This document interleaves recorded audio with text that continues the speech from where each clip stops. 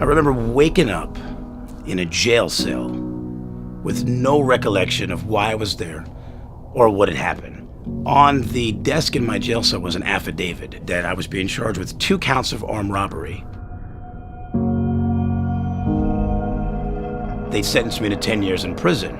I remember having this kind of internal conversation with both myself and God as I'm realizing what's ahead of me, being 18 years old. And I just kind of made this commitment inside of me up there in prayer, in the middle of working out, and I had said, I gave them 10 years of my freedom. I did that. It was my choice.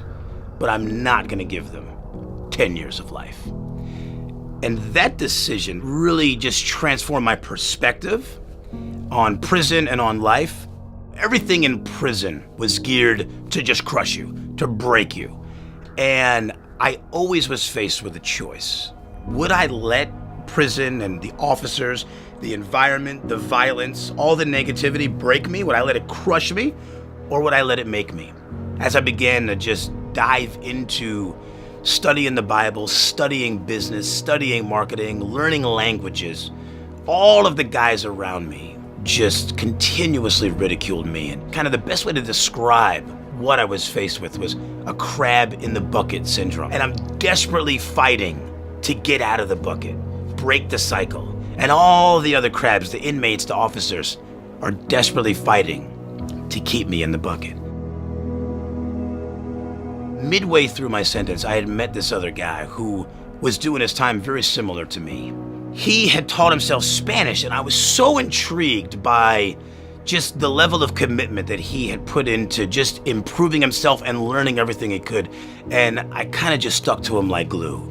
And within just a couple of months of working with him, I completely learned Spanish to the point where some of the other guys saw that and they started pursuing me like, hey, Mike, will you teach me? Will you teach me? And I think this is probably my first entrepreneurial experience. One of the challenges that Tyrone had shared with me about not wanting to teach was because nobody valued his time and they never went ahead and learned. I actually had developed my own system for teaching Spanish. I told the guys, I said, I'm gonna charge them.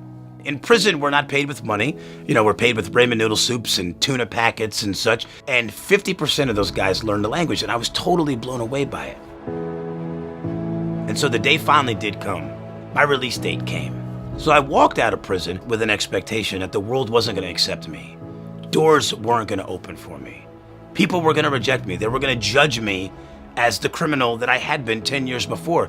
And not only did I anticipate that, but I welcomed it. And I knew inside of me that the only way to combat that was to just continue being and living the way that I knew that I had to live. To get out of prison and earn respect instead of expecting it.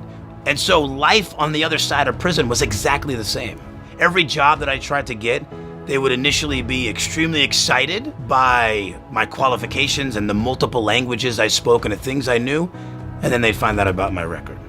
And so in the midst of all of that, all the doors that shut, my wife wound up losing her job because she was married to an ex-con.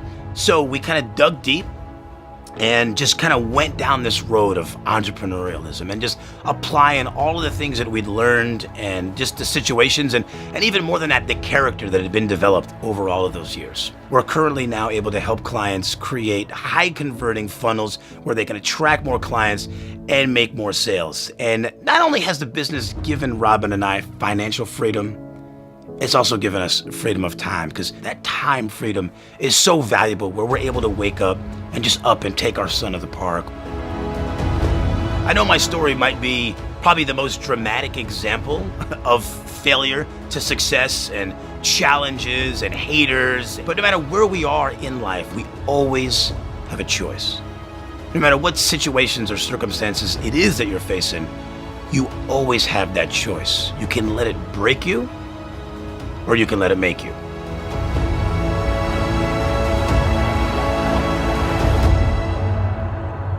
I'm Mike Pisciotta, inmate to entrepreneur.